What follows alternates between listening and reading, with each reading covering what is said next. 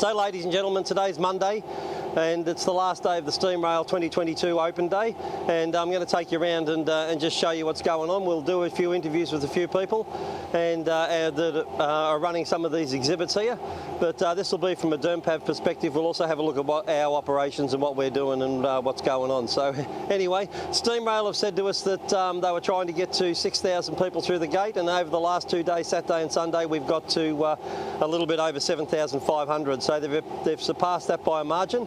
So anyway, we'll go and have a look around and see what's going on. Here we go. Hello, how you going? Yeah, well, thanks. Oh, there's no one here. So this is the main entrance. We open those gates, those doors down the back, and then of course the doors we just come through, and this keeps everybody undercover. There's no Steamrail people here at the moment, but I've just brought over our list of people that are allowed in today. So I'll put my list here with the Diamond Valley people, and they'll be good, I think. They've got a little EFTPOS terminal here. I'm not quite sure how all this works, but we have to get on top of that because we've had some difficulties up at our sausage sizzle where people have wanted to use EFTPOS, and some people have even been in the queue expecting us to have EFTPOS and we didn't have it. So we let them down a little bit. So what we have to do is we have to organise ourselves around that new technology. And we've been cash only, but now we have to adapt a little bit.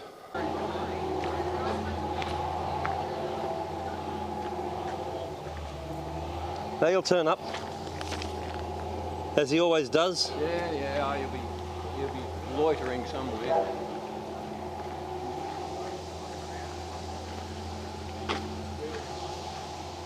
Say hello, Norm. Hello, how do you do? Good to see you. Now look out, the mounted cavaliers are here. We are. We're in a lot of trouble now. You need a cannon. We do. I need men to move it. As you can see there, Steamrail are getting their steam engines all ready to go, and they've got K100 up there, and that is to signify 100 years of the K-class. It's very atmospheric as all these engines are getting ready to go. Here's Steamrail members. Say hi, Marie. Hello, Colin. How you going? Hey. Bye, Colin. Ta-da. Here's the chairman of Steamrail, Mr. Kellett. How you going? Good morning. You having a good event? Yes. Excellent. And here's the operations manager, one of the men in charge of the whole thing, and he's running it. I'm good, thanks. Lionel, yourself? Yeah, going well. So here we've got the take car that Electrail have only just restored and got operational. You might have seen this on the Channel 7, Channel 9 news. They covered it extensively, and it's absolutely great to see this back on the track again.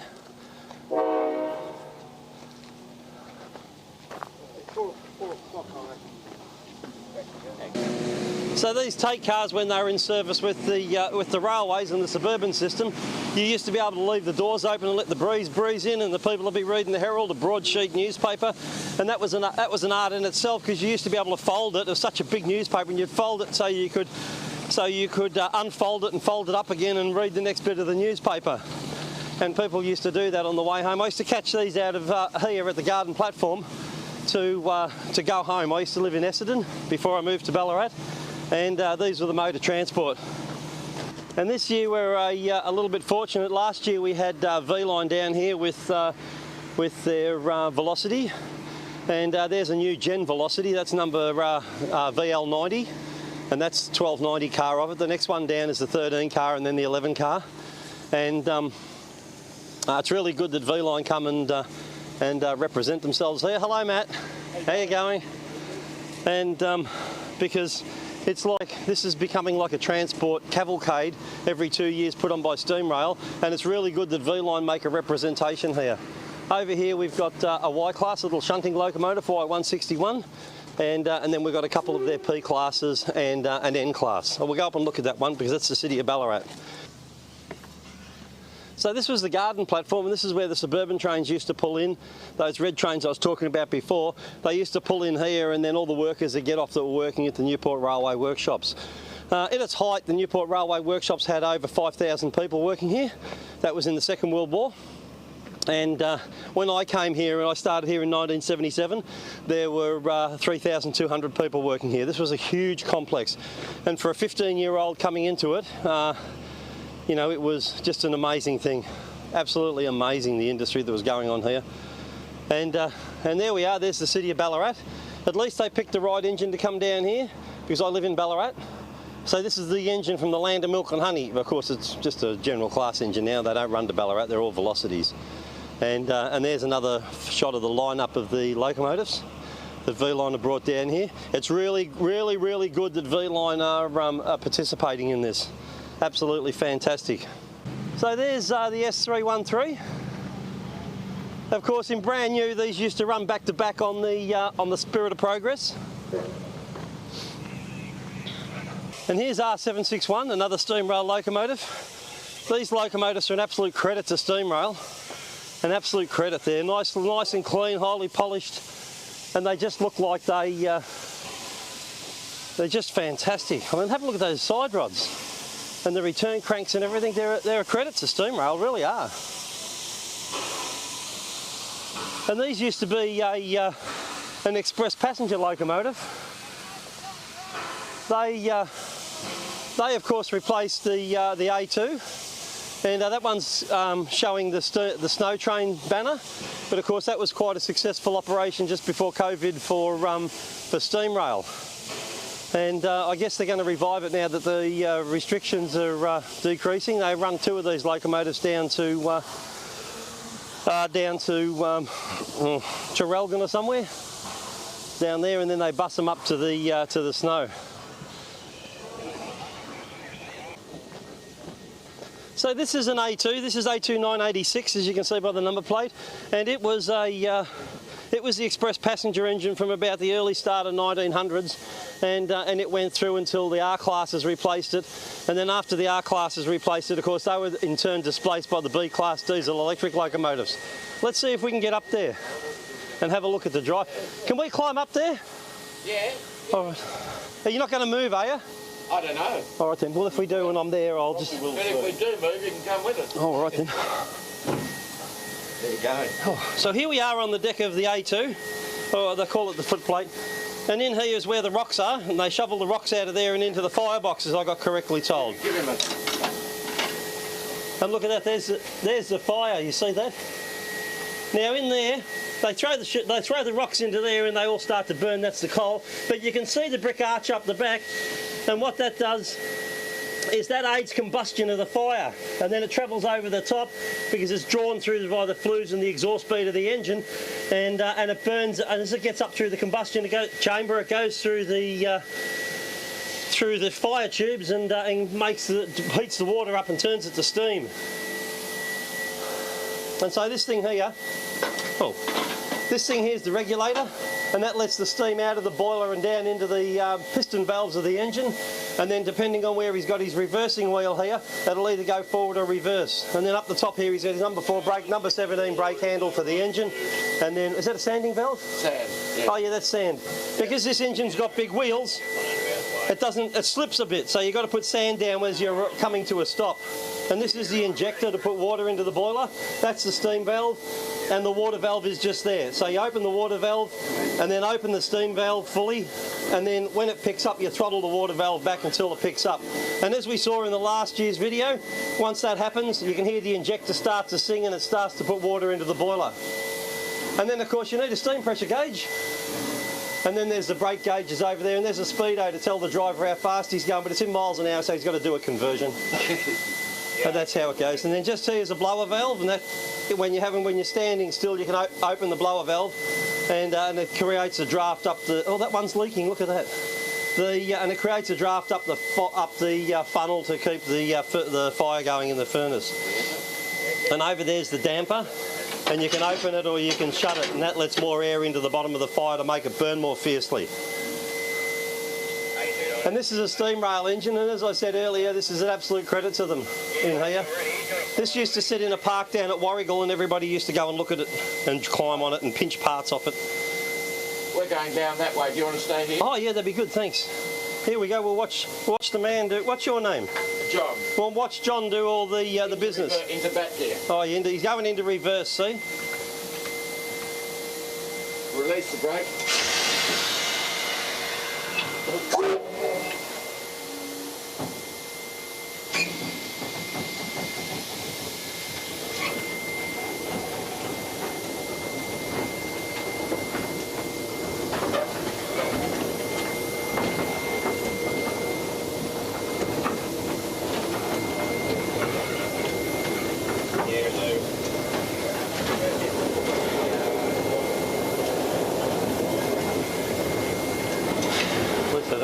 now. At least I don't have to walk now.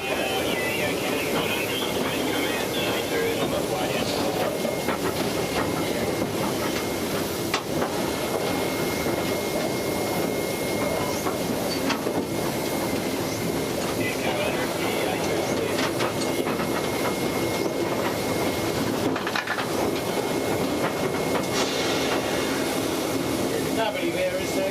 No, you're clear.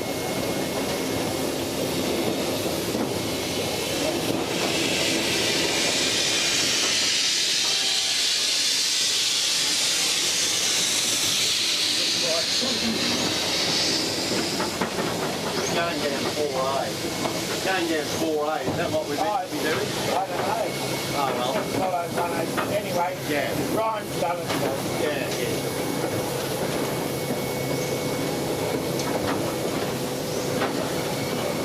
Hey, you're in the yard now today.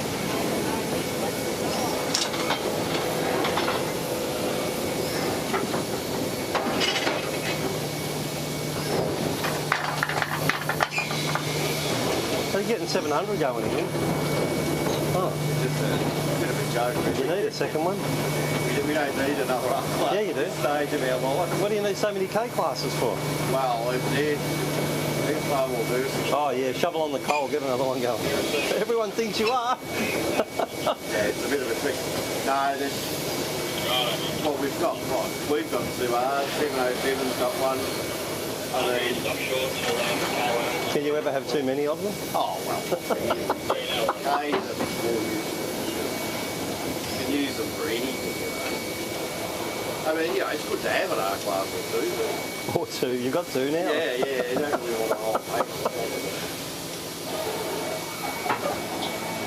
One day. And there's Y112, which is the Sovereign Hill engine, which is loaned to Steamrail. They do all the maintenance on it, but that's the oldest operating steam locomotive in Australia, as I understand. We might go and look at that one next. And there's the water gauge glass. I'll try and get straight on so you can see it. And that shows you how much water you've got in the boiler above the vital part, which is the crown sheet of the firebox on a locomotive boiler. So that's all important. And then, of course, there's two of them, because that's how important they are. You need two of them in case one of them blocks up. You can have a look at the other one and go, oh, there's something wrong with this one, and then you can operate these valves and clear the passageway. All right, thanks for that. I'll get down. You're welcome. You're marvellous. Thank you. Anytime. So this is Y112, and as I said before, it's from the Sovereign Hill own it. It was the city of Ballarat purchased it, and they had it in the Civic Hall car park for a long time. And it was there because it was on the piece of track that used to go from the Phoenix Foundry in Ballarat to deliver the locomotives from the Phoenix Foundry to the Victorian Railways. That was built in 1889,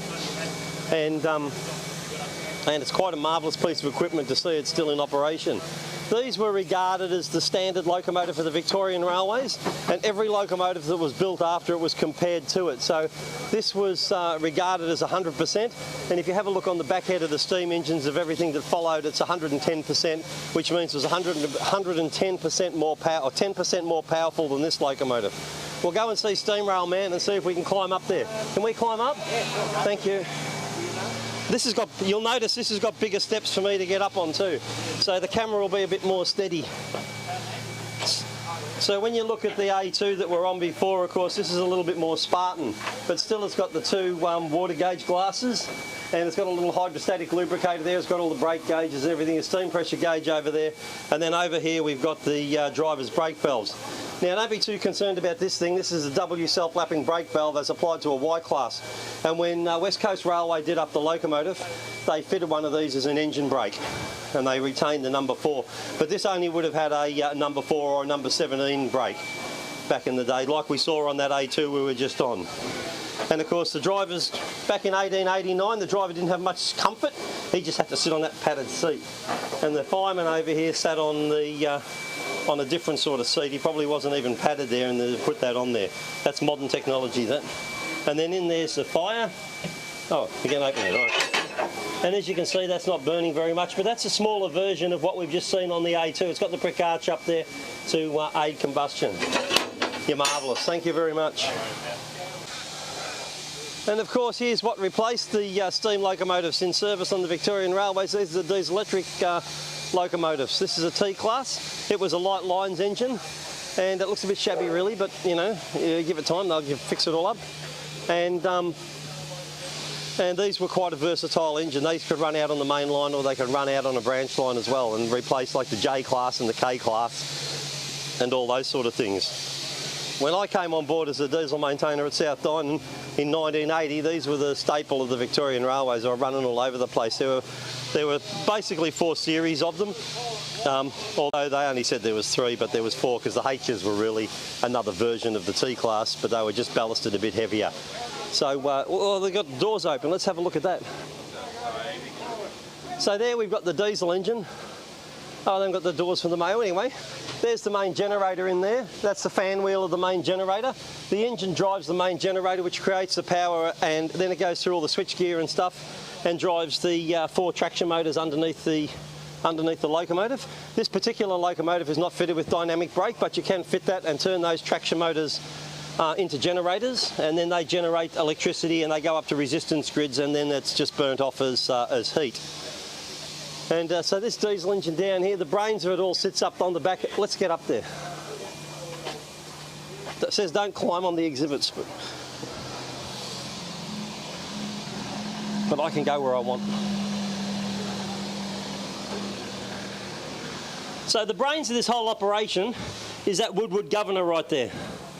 And that is actually built by the Woodward Governor Company in Rockford, in Illinois, in America, and that is a fine piece of equipment. They have got heaps of experience in governing, and that was adapted. That PG, they called it a PG railroad governor, and that was adapted so that they could operate multi-unit operations. At the time, Woodward were a very flexible operation. I don't know what they're like now. And you would go to them and say, I need a governor to do this, and they would make it and design it and make sure it works. And then they'd put the hallmarks of Woodward into it, and it would be an absolute robust piece of equipment that does a very, very good job. As you can see, the hose is coming out of there. It comes over to a load regulator. And what this little box does is it regulates the generator field and makes sure that for the engine horsepower coming out of the engine that the engine's developing, it's adjusting the field strength inside the main generator to make sure you're getting the optimum horsepower down at the rails. And then, of course, you've got a suction box here. The suction box is where you put the oil in. This is like the, you shovel all the oil in there, it goes into the engine. And then down there we've got an oil cooler. And then there's 2 Michiana filters over there for the oil, and there's probably another one around the corner for fuel. And there's the oil pressure gauge, and you can see the coolant up there. So anyway, that's a diesel electric locomotive. And there's the mythical S-Class. They had 4 of them and they scrapped them all, unfortunately. But a lot of people say, oh geez, they should have kept one, but these were scrapped in 1954. Preservation didn't start until 1962, so why was the Victorian Railways thinking about keeping one? They just weren't. We're lucky that we've still got all the steam engines that are hanging around now. So this looks like the Ballerine people. And of course they've got an Australian Standard Garrett. No one liked the Australian Standard Garretts, and I don't think anyone, they liked their old technology, and this was like new, and it probably had a few problems because it was built during the war, but it's the only surviving one of its class now, and there are a whole heap of them up in Queensland and Tasmania. But this will be good to see this thing going again. They might be able to iron out all the bugs. Hello, Ballerine person, how are you going? How are you? I'm well, thank you. And here's the Walhalla Goldfields Railway. Lovely place, Walhalla. Just very hard to get to. In the mountains. It's not hard to get there, you just drive your car. Yeah, no, that's what's hard about it. How are you guys going up there? Yeah, pretty good. Oh, good. Stopping this. Just started restoring another loco. A steam engine? No. You had a steam engine up there. They brought the NA up. Yeah. That was good. That was back in 2010. Yeah. You need to get the Garrett up there. Nice. They used to run it up there when it was going. Yeah. Oh, it's good you're going all right then. Yeah. Well, catch up. And here's the people from Mornington. They're down near Frankston. Be careful of that. We're not that bad. Sorry? We're not that bad. Here we go.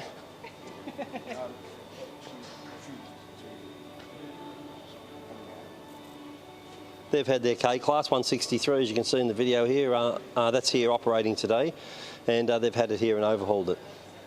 And it looks like this is the steam engine headlight out of K177. And that, of course, sat in the museum up at Ararat for a very long time. I seem to know more about the history of this thing than I should. And you're travelling all right, you people? Up there at Mornington? Yes. Where do you go from? Mornington to Murray-Dark, there? Yeah. Well, Murray-Dark's our home base. Yeah. We're trying to extend it to Baxter. Oh, good luck with that, eh? Here's Dalesford. They operate rail motors, these blokes. We do. Just like us. We operate fairly rail motors, and it's going to get even better. Oh, yeah, what's better? Well, we've got, I think Barry, I saw Barry Fell, so we've got the double-ended rail motor. Yeah. But the government's going to give them funding to do that up in the next 4 years, and it turns 100. Oh, good. Plus we're going to do up 62 RM as well, and we just finished doing up 200 MT. You didn't have to do much to that, though.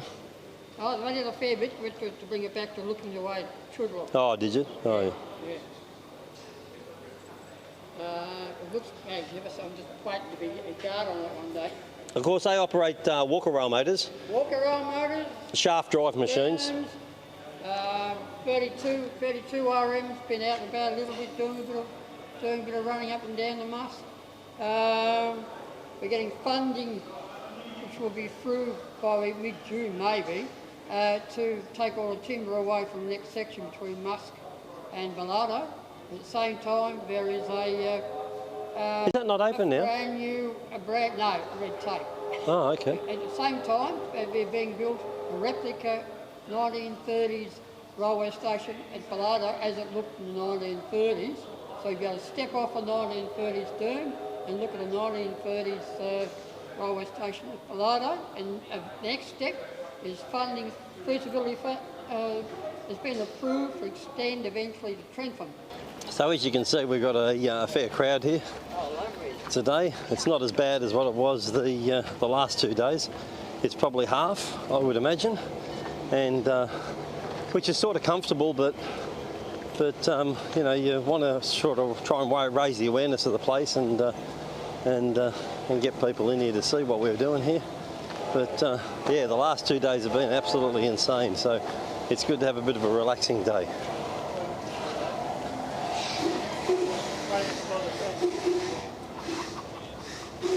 And as you can see, John Phillips is there giving his bus a sweep, getting ready to attack the crowds on the Steamrail Open Day. So we'll go in and we'll have a talk to John.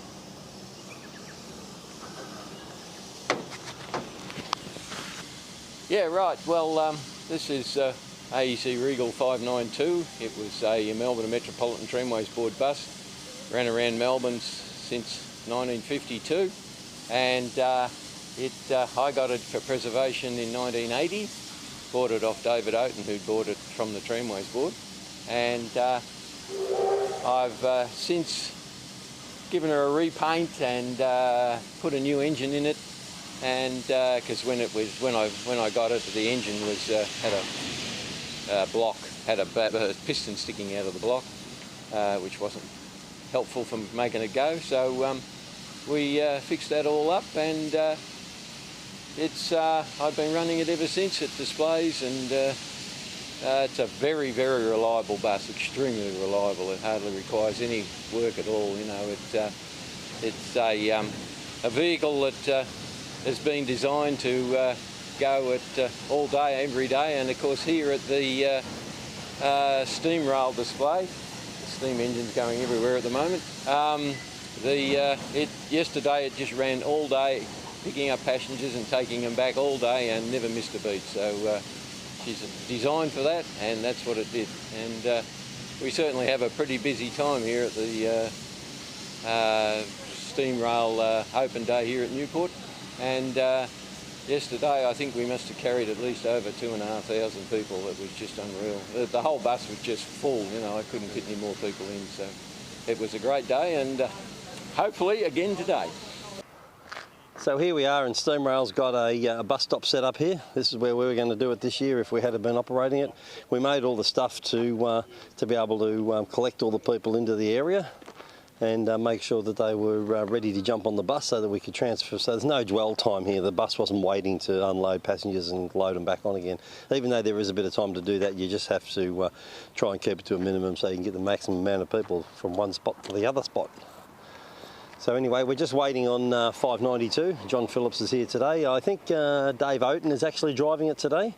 They're doing it in 2-hour shifts and we're just waiting for it to come. So it'll be here shortly. So here it comes. We better stand back a bit so that we don't get run over by the bus. That guy with the pram's taking a risk.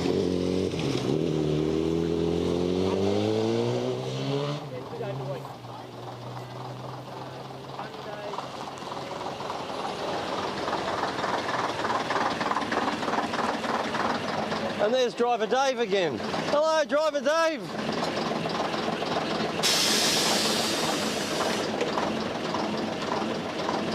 There's the conductor. How you going? Good, sir. Yeah, good. How's the bus service going, all right? Good. Is driver Dave performing all right? He's under control. Oh, good. Touch you up at DERMPAV?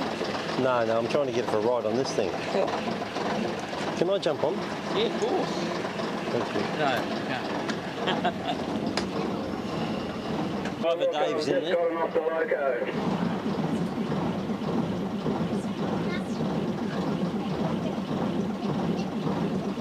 Are we right to go? Yep.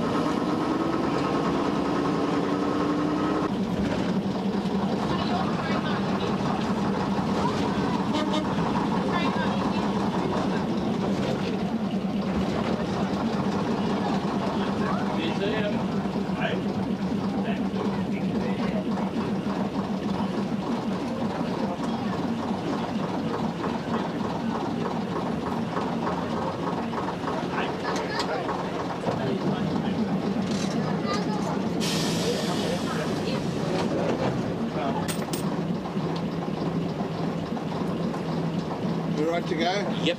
Let's go. Smells like a zero now. Yeah. I reckon they converted to PTR or something.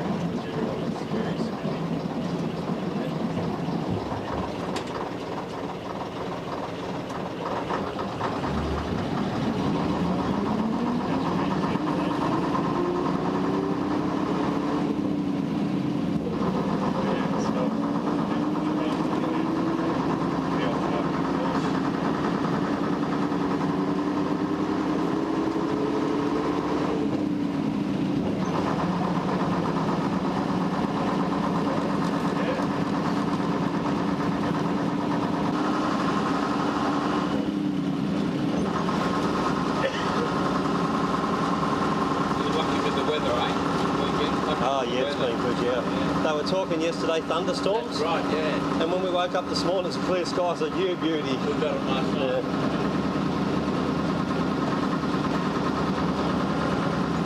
Yeah, the numbers have been good.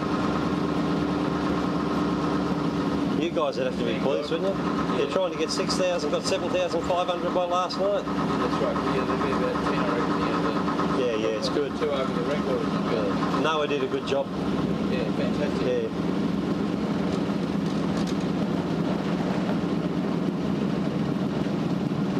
Little things, but you're always going to get little things. When it's all volunteers. Yeah. Okay.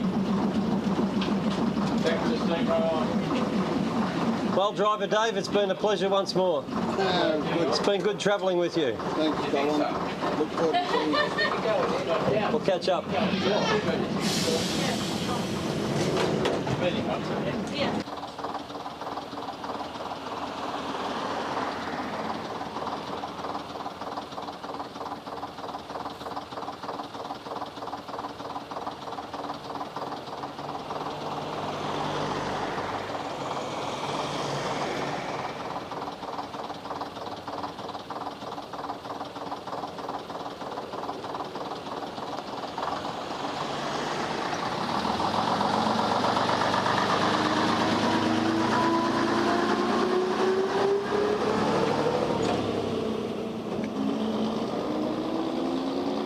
So here we are, and Puff and Billy are here today, and they've got a Climax on display.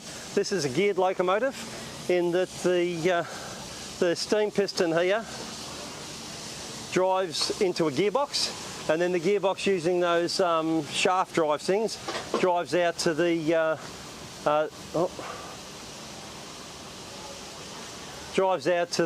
crown wheels and pinions down there, and drives the bogie on both axles, on both bogies, sorry. And of course it's a very flexible piece of equipment, and they could run over the light lines that the timber tramways use to get out into the forest to collect logs. These were quite a very slow machine compared to a normal steam locomotive, you see, but on the other hand they were very flexible. So we'll go inside and have a talk to the crew.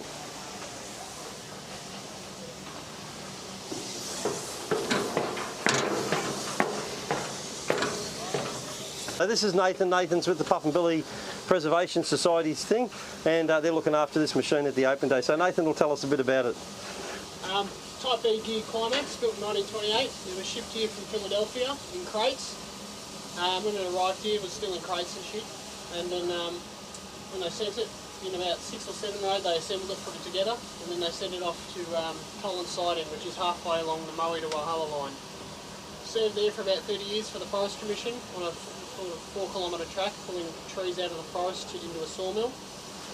Did that for about 30 years for the tramways, and they had enough of it, and they dumped it in a siding near Erica. It sat there for, I think it was a couple of decades, rusted away, got pretty derelict, you know, kids would come and play, and when Puff and Billy started their museum in the 1960s, they were looking around hunting for things to put in the museum.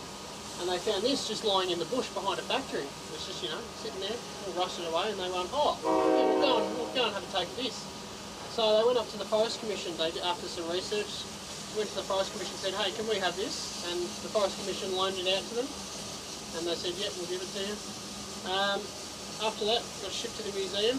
I think it was after several years of loaning it, the Forest Commission came and had a look at it in the museum, and they went, oh, yeah, we're never going to use this again. So they sold it for some low price. It was like either like $50 or 50 cents, one of them. And after that, they fucking really owned it, and they went and got it restored, and it was running again in 1988. Ran till about 2001, so a few specials and things like that. Afterwards, there was quite a few mechanical problems with it, so they ended up pulling it back into the workshop. They basically pulled everything off it, put it back together, and then that happened between 2001 and 2013. 2013 it came back, and it's been like this ever since. And do they use it up at Puff and Billy?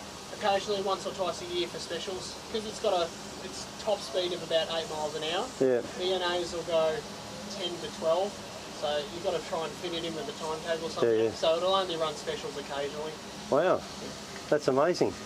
Thanks for that. No worries. And here's Ken Corum's immaculately restored Tirana. Yeah, so trying to keep away from a lot of things.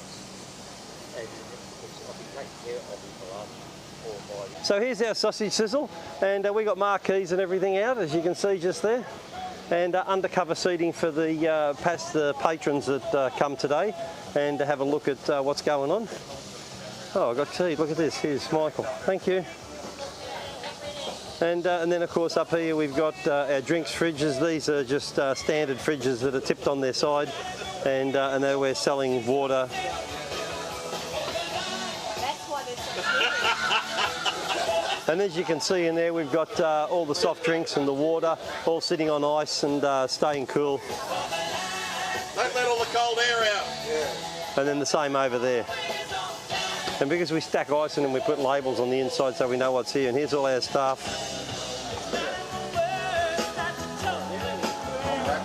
And they're just cranking up the sausages. They're starting to sell sausages now, getting ready to go.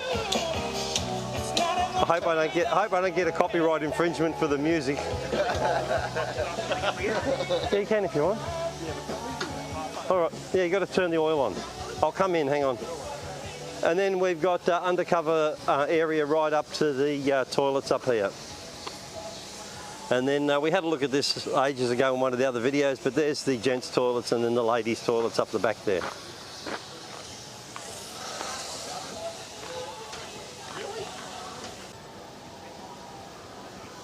And there's our sign that says Sausage Sizzle, tea and coffee, which I've just got being given a tea, and hot chocolate, but I think the hot chocolate's Milo.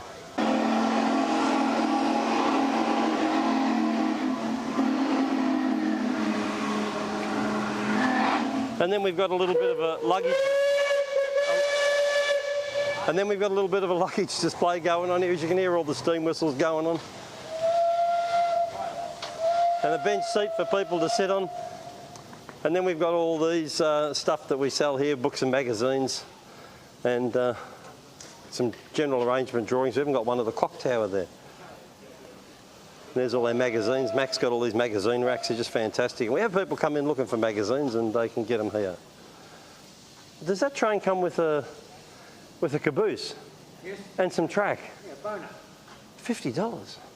So, ladies and gentlemen, Open Day is now behind us, and we're now a week on from that event, and we've consolidated all our thoughts and all our processes that we used in Open Day, and we've got quite a few improvements we need to make. But largely that 2022 Open Day was a huge success for our organisation. Steamrail Victoria had aggressively marketed it through all the social media platforms, and we anticipated at the 2020 Open Day that we had about 6,000 people on board coming to view exhibits and all that sort of stuff, and this year it felt like we had about 9,000 people there, so there was probably an increase of 3,000 people at the event. Largely that's confirmed by Steamrail figures that we got off at Sunday night when we were talking to them, and then we had the Monday, and then everyone had to pack up, and we haven't spoken to Steamrail since then, so those attendance figures are not confirmed.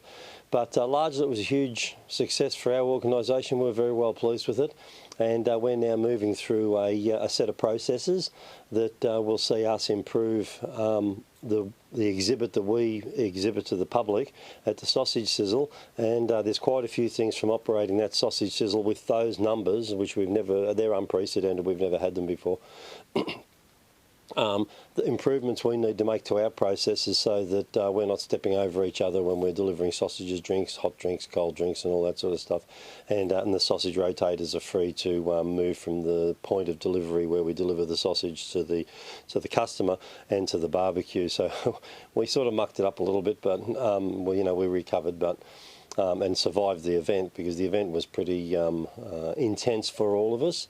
And I really should throw out a huge thanks to all the members that were involved that delivered what we presented at the 2022 Open Day. They did a fantastic job, and I just can't thank them enough. And so now what we're doing, probably in the next, I'm going to say month, it might be a bit more, we're going to be working on our processes to improve all that sort of stuff and organise ourselves for the 2024 Open Day. We suspect that Steamrail are going to make that a better Open Day, and probably all those people that came to the 2022 one will go away and tell their friends, and then their friends will keep an eye out for it, and then they'll come back again. So it can only get bigger from where we are. A couple of things at the event, as I've said in the video. It's fantastic to see V-Line there, fantastic to see Puff and Billy there, and they've road freighted, Puff and Billy road freighted the Climax down to participate, and V-Line of course delivered the Velocity. They had done that in the last one, but this is a second gen Velocity that was on display, and they also brought, of course, the N class, the P class, and the Y class. So they had a fair amount of rolling stock there for to exhibit. So, and they had a pop-up stall there as well, and they were giving away stuff. So look, it was just fantastic. It was a good event overall, but we're all just stuffed after it. It was just amazing. But anyway. It was a good event for us. So ladies and gentlemen, if you enjoyed this video and you'd like to follow along with our activities, you can come over to Patreon. That's a subscription-based service, and you pay $5.50 to Patreon, and we get $5 of that, and every little bit of that helps go into our account so that we can progress the restoration of our AEC side cab bus. And it also goes into the general account and helps with the rail motors. So if you'd like to join us there, look at Google up Patreon, and then look up when you search Patreon for Diesel Electric Rail Motor, and we'll pop up, and then you can see what we're all about and come over and support us there. That's if you want to. You don't have to. Many thanks for your for viewing this, and I hope you enjoyed it. So we'll see you in the next video. Bye bye.